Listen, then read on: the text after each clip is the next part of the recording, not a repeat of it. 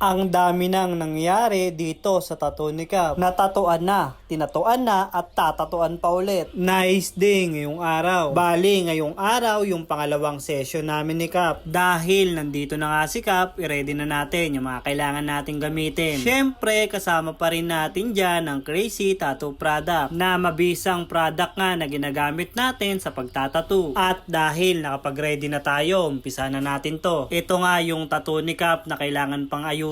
Yung upper nga ay tapos na natin kahapon. Bali, ngayong araw, ito naman bandang baba yung aayusin natin. Ito nga yung tattoo ni Cap na Polynesian na may kulay. Respeto nga sa dating artist. Bali, ang plano nga ni Cap ay maayos itong tattoo niya bago nga siya makabalik ulit sa New Zealand. Limited nga lang din yung mga oras niya para magpatattoo dahil may mga iba pa siyang dapat na sikasuhin. Lalo na yung oras para sa pamilya. Siningit nga lang talaga niya na makapagpatattoo. Kaya itong project na to ay 2 araw namin na kukunin. Kung mapapansin nyo, tapos na nga yung tattoo niya sa bandang taas at dito na tayo ngayon nag-uumpisa sa baba. Siya kasi ang nag-suggest na unahin nga daw namin yung tattoo niya sa bandang taas dahil excited din daw siya kung ano yung kakalabasan sa bagong tattoo niya. Ito kasi yung dati niyang tattoo at ito rin yung natapos natin kahapon. Ang plano nga niya dyan sa tattoo niya sa upper ay lalagyan din ng konting kulay para din daw sumabay dito sa dati niyang tattoo na ginagawa natin ngayon. Kung mapapansin nyo kasi yung design niya ay merong kulay at yung sa taas ng kanyang tattoo ay wala. At ang gusto nga niyang mangyari ay masabay na o magtugma na yung tattoo niya na may kulay na rin. At kung mapapansin nyo yung tattoo niya sa bandang baba ng kanyang kamay, hindi pa nga napalagyan ni Cap o nag-adjust kami sa bandang taas ng konti dahil alam naman natin na medyo masakit talaga sa parting yan. Nagdadalawang isip pa nga siya na papalagyan niya ba o hindi. At dito nga sa part na pinaglalagyan natin ng tattoo, grabe, alam natin kung gaano kasakit dito. At napapaisip nga ako dito kung mapapatapos pa kaya to ni Cap dahil hindi biro yung sakit dito sa bandang siko. Dahil kapag tinatuan ka sa parteng mabuto, talagang sobrang sakit niyan. Doble o triple pa yung mararamdaman mo na sakit, depende kung gaano kataas yung pain tolerance mo. At itong si Cap, mataas din yung pain tolerance niya. Talagang nilalabanan niya yung sakit na nararamdaman niya dahil hindi rin talaga biro ang magpatattoo ng ganito. At dito nga sa bandang likod na naiwan namin kahapon ay itutuloy na rin namin. Ganon kalakas si Cap, talagang tinitiis niya dahil iba rin ang pakiramdam kapag may tattoo ka na at tinatuan ka pa sa parting yon. Ibang level na rin ang sakit na mararamdaman mo pag ginawa mo yon. Kaya saludo sa mga naka-experience na ng ganon. At dito nga rin sa may blanco o sa dating tattoo niya, nagdadalawang isip kami kung isi-shading ng kulay black o lalagyan na lang ng lining. Pero ang ginawa namin, nilagyan na lang namin ng lining para mas mabilis din na matapos. At eto na nga, tapos na rin pala tayo. Bali, hindi na nga pinaayos ni Cap yung ibang parte. Kaya linisan na natin to gamit ang foaming soap ng Crazy Tattoo Product. Ang plano kasi namin, full sleeve talaga, wrap around at bubuuhin namin na kukulayan lahat o aayusin lahat ng mga lining at shading. Pero ang kagandahan, meron pa rin naman tayong natapos. At hindi na nga pinasabay muna ni Cap yung ibang hindi naman Polynesian. At ito na nga rin yung kinalabasan sa ginawa nating tattoo kay Cap. Bali, pinaayos lang ni Cap yung dati niyang tattoo dahil medyo luma na rin kasi yung dati niyang tattoo kaya pinaayos niya. Ito yung dating tattoo ni Cap. Ito naman yung nagawa na natin. Bali, bagong buhay na naman yung tattoo ni Cap. Meron na naman siyang ipagmamalaking tattoo at tititigan na naman yung tattoo niya ng ibang tao.